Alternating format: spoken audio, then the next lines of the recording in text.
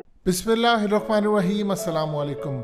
अफगानिस्तान में अफगान तालिबान की अब तक की टॉप लेवल की विक्ट्री में से एक विक्ट्री, साबिक गवर्नर हेरात इस्माइल खान, जो कि अफगान तालिबान के खिलाफ अशरफ गनी की आखिरी उम्मीद थे।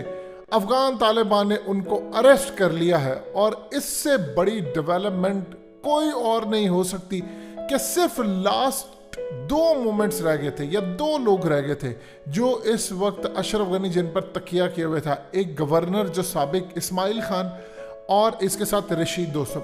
इस वीडियो की अहम डिस्कशन चलती रहेगी, लेकिन इससे पहले आप वीडियो को लाइक करें, हकीकत टीवी को सब्सक्राइब कर लें और बेल आइकन पर जरूर क्लिक करें। इसके बारे में ज़रा समझ ले, ये शख्स है कौन। ये असल में पहले मुजाहिदीन के साथ मिलकर लड़ता रहा सोवियत यूनियन के दौर में, लेकिन जब अफगान तालिबान की 90s में हुकूमत आई तो इसने अहमद शाह मसूद के साथ मिलकर अफगान तालिबान के खिलाफ शदीद लड़ाई की। तो इसने अफगान तालिबान के एक ग्रोह को काफ़ी हद तक शिकस्त दी अपने एरिया के अंदर, हेरात प्रोविंस के अंदर ये गवर्नर बना। और इसके बाद जो बड़ी डेवलपमेंट सामने आई कि इसको अफगान तालिबान ने गिरफ्तार कर लिया। फिर ये 98 की दहाई के अंदर जेल से फरार हो गया अपने साथियों समेत और ईरान भाग गया। जब अमेरिका यहाँ पर आया, जो अमेरिका ने आकर अफगान तालिबान के खिलाफ मुजाहमत की, तो ये वापस आ गया और इसने अमेरिका के साथ मिलकर अफगान तालिबान की हुकूमत का तख्ता उलटने में पूरी मदद की। उसके बाद ये अशरफ गनी दौर से पहले हामिद करजई दौर के अंदर मिनिस्टर बना और फिर उसके बाद गवर्नर बना। अब ये मुसलसल अफगान तालिबान के खिलाफ लड़ता रहा। अफगान तालिबान ने 20 साल पूरी कोशिश की इस शख्स को मारने की, इस पर शदीद हमले करवाए, लेकिन ये हर दफ़ा हमलों में बच जाता था। और अब सूरत हाल ये है कि इस्माइल खान, आप इसकी दाढ़ी पर मत जाएं, दाढ़ी तो मोदी ने भी बहुत लंबी रखी हुई है, लेकिन इनके करतूतों पर जाएं, क्योंकि इन लोगों ने असल में अफगान तालिबान और इस्लाम के खिलाफ जो काम किया, इन लोगों ने पैसा लिया अमेरिका से, हराम खाया और बेइंतहा मासूम लोगों को मारा। अब इस वक्त सूरत हाल ये है कि ये वार लोड के तौर पर जाना जाता है और इसको अफगान तालिबान ने अरेस्ट कर लिया है। कमाल हिकमत अमली, यानी इनके लोगों को भी पकड़ लिया। हकीकत टीवी की बात आपको बार बार याद आएगी, चाहे इस्माइल खान हो, चाहे रशीद दोस्तम के आगे पीछे हो। आप समझ ले, ये अशरफ गनी का राइट हैंड था, जिसको अशरफ गनी ने डायरेक्शन दी कि तुमने लड़ना है, इसको रशीद दोस्तम को भेजा। अब या तो अशरफ गनी पकड़ा जाएगा या फिर अशरफ गनी रास्ते से हटा दिया जाएगा। अब सूरत हाल कोई बाकी नहीं बचती। इसको अरेस्ट किया है और कोई बड़ा खून खराबा, कोई ऐसी चीज हुई ही नहीं है। और ये अब तक की सबसे बड़ी विक्ट्रीज में से एक विक्ट्री है कि गवर्नर साबिक हेरात इस्माइल खान, जो कि वारलोड है और आखिरी उम्मीद है अशरफ गनी की, उनको भी गिरफ्तार कर लिया। अब सूरत हाल क्या है अफगान तालिबान, देखिए एक चीज़ ध्यान में रखिएगा, बहुत सारे जो प्रोविंस के जो गवर्नर है उन्होंने तो अफगान तालिबान से डील की हुई है। उन्होंने तो कहा है कि आपको हम किसी भी सूरत कुछ नहीं कहेंगे, आप सिर्फ हमें यहाँ से जाने दें। उनके हैंड ओवर करते हैं शहर को और वहाँ से निकल जाते हैं। ये तो आप सबने देखा, लेकिन जो लड़ रहा है उसके लिए कोई माफ़ी नहीं है। अब अफगान तालिबान इसका क्या हशर करेंगे ये तो आने वाला वक्त बताएगा, लेकिन एक चीज़ याद रखिएगा, इसे बड़े मासूम लोगों को मारा, इसने अफगान तालिबान के लोगों को भी मारा है और ये लड़ते हुए पकड़ा गया है। अब इसके साथ क्या सलूक होगा, क्योंकि इसने हथियार नहीं डाले। एक चीज़ आप ज़हन में रखिए, इस वक्त अमेरिका की जानिब से लॉयड ऑस्टिन और सेक्रेटरी ब्लिंकन, इन्होंने अशरफ गनी को कॉल किया और कहा है कि इमीडिएटली रिजाइन कर दो, फौरी तौर पर रिजाइन करने का कहा, और कहा है कि सिर्फ और सिर्फ 30 किलोमीटर दूर रह गए हैं अफगान तालिबान, अगर तुमने रिजाइन ना किया तो फिर तुम बच नहीं पाओगे, लिहाजा तुम्हारी बेहतरी इसी में है कि रिजाइन कर दो। असल में इस वक्त अमेरिका अफगान तालिबान के साथ एक डील कर रहा है और वो डील आखिरी मराहिल में है। वो डील इस तरह है कि अशरफ गनी रिजाइन करेगा और अफगान तालिबान 6 महीने के लिए सीज फायर कर देंगे। सीज फायर करने का मतलब ये है कि अफगान तालिबान विक्ट्री उनको मिल जाएगी, हुकूमत एक अबूरी सेटअप कायम होगा, उसमें वो इस्लामिक निज़ाम के लिए मामला तय करेंगे।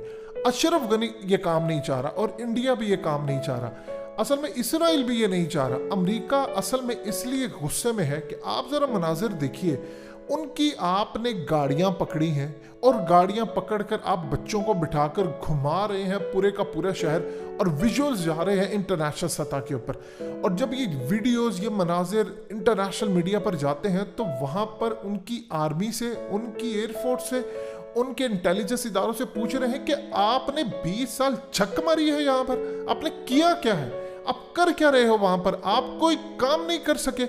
यानी आपकी गाड़ियां, ये बहुत सारी जो गाड़ी है, कोई 25 करोड़ की है, कोई 15 करोड़ की है, कोई 6 करोड़ की है, और ये अमेरिका किसी को देता भी नहीं है कि तुम लोगों की गाड़ियां और ये तमाम चीजें वहां पर, टैंक्स और ये सब कुछ, अफगान तालिबान के बच्चे अपने पैरों तले रौंद रहे हैं और तुम कुछ भी नहीं कर सके। अमेरिका ये चाहता है कि इससे पहले इनकी फतह की खबर आए, हर कुछ आए, हम सबसे पहले काबुल, जाहिर सी बात है जिसे फतह किया उसी की बाजी है, और काबुल से जो सेकंड नंबर पर आता है कंधार, वो भी अफगान तालिबान फतह करिए। गवर्नर इस्माइल फारिग हो गए, उसको अरेस्ट कर लिया। रशीद दोस्तम आज नहीं तो कल चला जाएगा। मोहिब हमदुल्ला, जिसने पाकिस्तान को कहा था कि तवाइफ खाना है, उसकी ऑडियो सारी दुनिया ने सुनी है जिसमें वो कह रहा है कि रशीद दोस्तम को हमने इतना माल खिलाया लेकिन किसी ने कुछ नहीं किया। इनमें आपस में फूट पड़ गई है। अब अफगान तालिबान के साथ डील ये होने जा रही है कि 6 महीने वो सीज फायर करेंगे, लेकिन अशरफ गनी जाएगा। अशरफ गनी मानने को तैयार नहीं, लेकिन अब इस्माइल की गिरफ्तारी के बाद उसके पास कोई दूसरी ऑप्शन बचती नहीं है कि ईगल ड्रोन्स इस वक्त अफगान तालिबान ने उनके कैप्चर कर लिए हैं, कि टैंक्स कैप्चर कर लिए हैं, उनकी हर तरह की चीजें अफगान तालिबान के हाथ में आ गई। और सबसे ज्यादा बड़ी बात है कि इंडिया का तैयारा, जो हेलीकॉप्टर उन्होंने दिया था, वो भी इनके हाथ में आ गया। इनके बस अब करने को कुछ नहीं। अशरफ गनी हुकूमत कुछ भी नहीं कर सकी, ना वो चला सके। असल में अशरफ गनी हुकूमत के अंदर बहुत सारे मुखबर बैठे अफगान तालिबान के। अब उनको नहीं पता कि उनके सिक्योरिटी के अंदर कौन बैठा है। देखिए, बहुत सारे जो लोग हैं उनको पता अफगान तालिबान आ रहे हैं, वो सरेंडर करते जा रहे हैं, या उन्होंने पहले अफगान तालिबान से राब्ते कर लिए हैं कि हम इस वक्त सिक्योरिटी पर है। उनको हटाया भी नहीं गया, उनसे अफगान तालिबान मालूमात रहे। अमरीका को समझ ही नहीं आई कि इतनी जल्दी अफगान तालिबान ने ये फतह कैसे कर ली। 31 अगस्त को निकलना है अमरीकी फौज ने, और आप देख लें ये सूरत हाल हो जाएगी कि अफगान तालिबान और अमरीका बिल्कुल इंच टू इंच एक दूसरे के सामने आ जाएंगे 31 अगस्त तक। यहाँ तक इतनी तेजी से मामला आ रहे हैं कि उसके बाद फिर आखिरी एयरपोर्ट के करीब या तो अमेरिकन खड़े होंगे या अफगान तालिबान, और उनको वो बाय बाय कर रहे होंगे कि आप यहाँ से जाए, क्योंकि अफगान तालिबान ने कहा है कि जब तक हमारा मुआहदा है 11 सितंबर का, हम इनको हाथ भी नहीं लगाएंगे, और इस्लाम हमें मुआहदे तोड़ने की इजाज़त नहीं देता। अब इस वक्त सूरत हाल ये है कि आखिर रह गया रशीद दोस्तम। रशीद दोस्तम और गवर्नर, याद रखिएगा, साबिक इस्माइल खान, ये दोनों एक ही जैसे, और इनको छोड़ना नहीं है अफगान तालिबान ने। अब इस्माइल खान के साथ वो क्या सलूक करते हैं ये तो सारी दुनिया देखेगी, लेकिन रशीद दोस्तम रह गया है आखिरी, उसको उन्होंने पकड़ लिया। तो आप सोच लें कि अशरफ गनी उसके बाद क्या कर सकता है। या तो वो यहाँ से भाग जाएगा, या वो अमेरिका जो इस वक्त प्रेशर उसको डाल रहा है कि तुम रिजाइन करो, और रिजाइन करके मैं अफगान तालिबान से डील करूँ। लेकिन याद रखिएगा, इसमें कुछ मामला इस तरह के, अभी तक ब्लैक वाटर के अच्छे खासे एजेंट यहाँ पर मौजूद हैं, और इन लोगों के साथ क्या मामला होने जा रहे हैं ये तो आने वाला वक्त बताएगा। लेकिन अफगान तालिबान की जो विक्ट्री सामने आई है, तारीख में इससे बड़ी फतह कोई नहीं हो सकती। पुराने वो वक्त गए जब ये झूठ किस्से कहानियां बताते थे। अब तो सूरत हाल ये है कि अफगान तालिबान जो करते हैं, मनासिर सामने आते हैं, वीडियोस हो, उनके टेक्स्ट हो, उनकी ईमेल्स हो, या कुछ भी उनकी जानिब से कोई बयान हो ट्विटर पर, तो इस पूरे खेल के अंदर अफगान तालिबान एक बड़ी लीड हासिल कर चुके हैं।